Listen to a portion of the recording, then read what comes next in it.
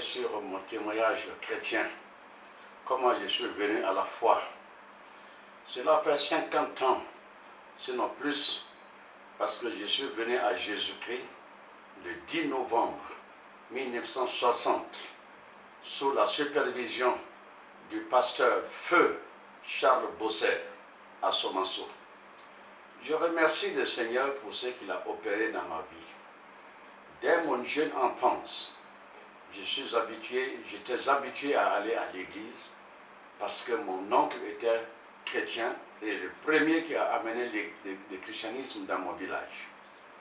Donc le soir, je sonnais la cloche et les chrétiens venaient à la prière. Je ne sais pas à quel âge cela est arrivé, mais je l'ai fait durant ma tendre enfance. Et depuis là, j'ai pris goût aux prières. Quand le catéchiste est venu au village, je suis allé le voir et j'ai appris à lire en baume. Il était très étonné de voir mes progrès et j'ai remercié Dieu pour cela.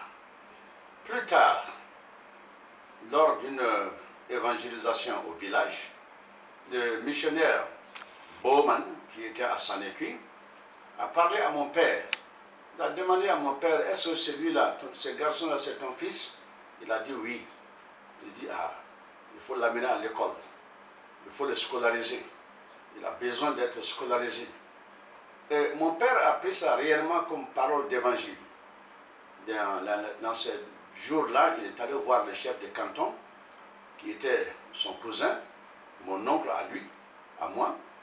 Et il a amené le chef de canton, mon cousin Simplice, qui revenait de l'armée, et deux autres de ses amis. Et nous sommes allés à 100. Et le jugement supplétif a été établi. L'administrateur colonial a établi le jugement supplétif qui me permettait d'aller à l'école. Et cela date, le jugement supplétif me date de 1944, donc cette année de 77 ans.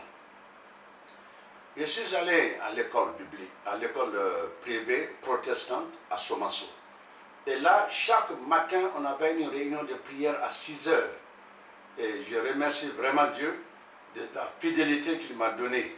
Je n'ai jamais cherché à chômer cette réunion de prière. Chaque matin à 6 heures, et on est allé prier. J'ai appris Notre Père, n'est-ce pas? J'ai appris d'autres cantiques qui ne sont même plus dans le recueil aujourd'hui, tels que les 10 commandements. Beaucoup de gens ne les connaissent pas aujourd'hui. Fala, fala, Shebaya Betigi, fala, Sankolo, Anidugu Kolo Daba, Faye ton sigi, Imo Gonyon Kola, Go Ikana Abolo Fense Chunyen, Enfaye ni ton sigi. Nous avons répété ce chant chaque matin. Chaque matin, les 10 commandements. C'est pourquoi je l'ai gardé jusqu'à ce jour, depuis 1960. Je remercie le Seigneur. Mais le Seigneur a suscité en moi une autre vision, une autre soif. C'est celle du salut. J'avais peur de mourir. Et chaque fois que quelqu'un mourait, que ce soit dans le village ou ailleurs, j'étais réellement anxieux. Et je me demandais qu'est-ce que j'allais faire. Parce que mourir, ça veut dire que moi, je serais enterré loin de mon père, loin de ma mère. Et ça, c'était une détresse dans mon cœur. Même cette détresse n'a pas disparu quand je suis allé à l'école, très jeune. Mais avec les réunions que j'ai continué à fréquenter à l'église, avec les réunions de prière, d'enseignement, j'ai commencé à comprendre.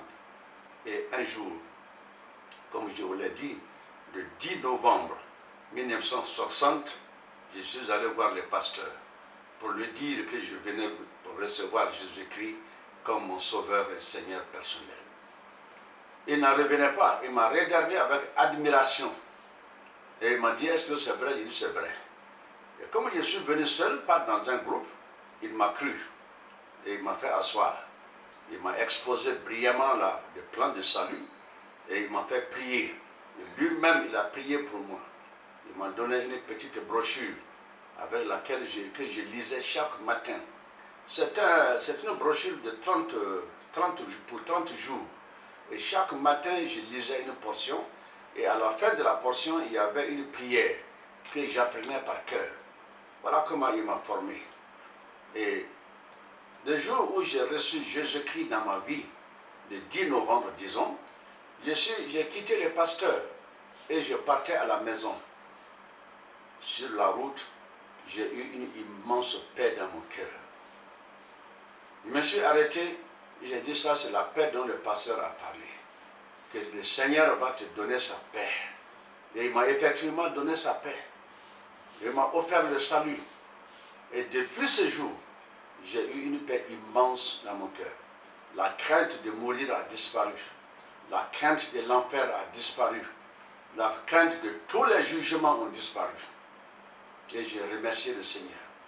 Je suis allé à la maison. Quelques jours après, cela va se confirmer d'une manière extraordinaire.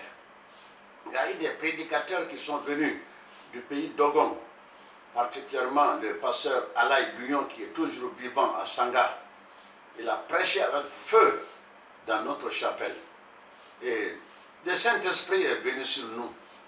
Et réellement, j'ai senti que j'avais la paix de Dieu dans mon cœur. Beaucoup de gens ont confessé autre chose. Plusieurs personnes ont témoigné qu'ils ont reçu des révélations extraordinaires. Je n'ai rien reçu d'extraordinaire. Mais j'ai su que j'étais sauvé. Et je remercie le Seigneur pour cela. Depuis lors, je marche avec le Seigneur. Et je l'ai reçu. Je marche avec lui. Je le confesse. Je parle de lui aux hommes et aux femmes.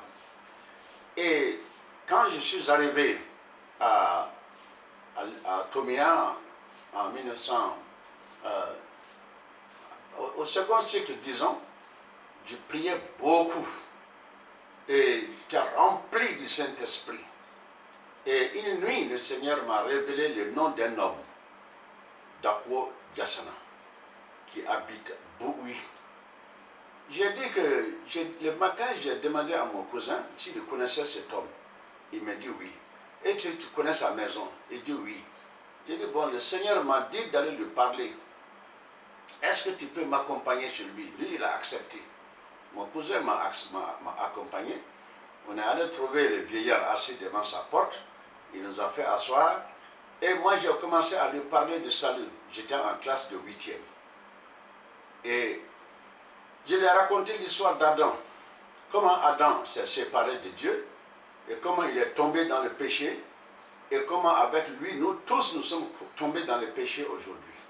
Et nous ne faisons pas la volonté de Dieu. Mais plutôt, nous nous sommes orientés dans d'autres adorations.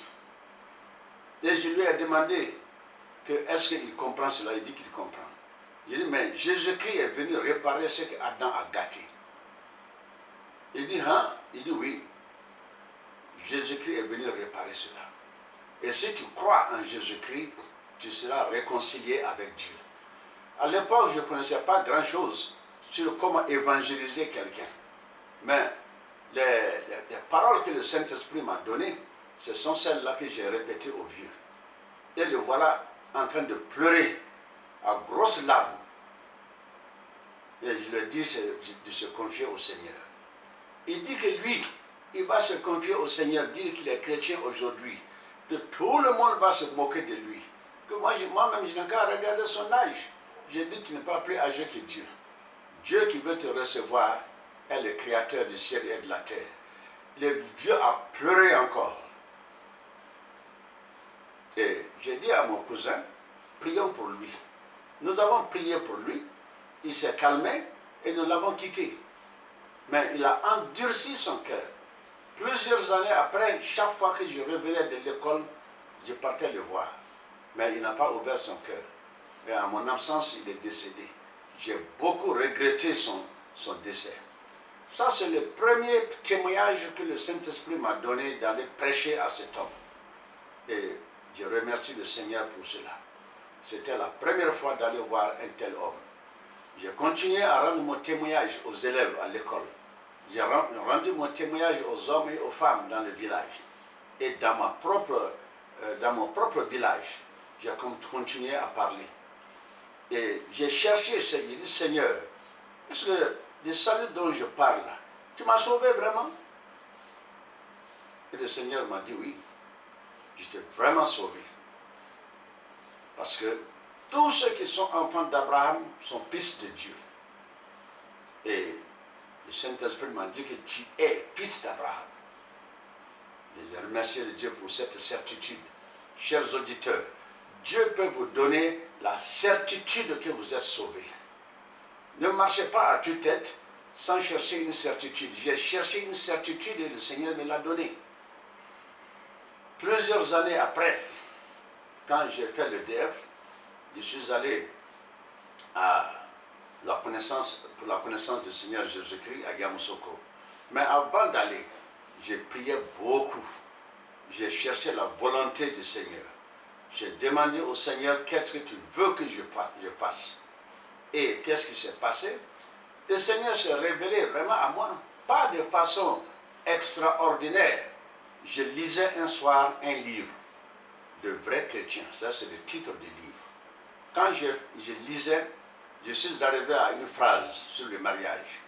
Et la phrase disait ceci: mais pour toi qui es appelé au ministère, ces mots-là sont allés droit à mon cœur.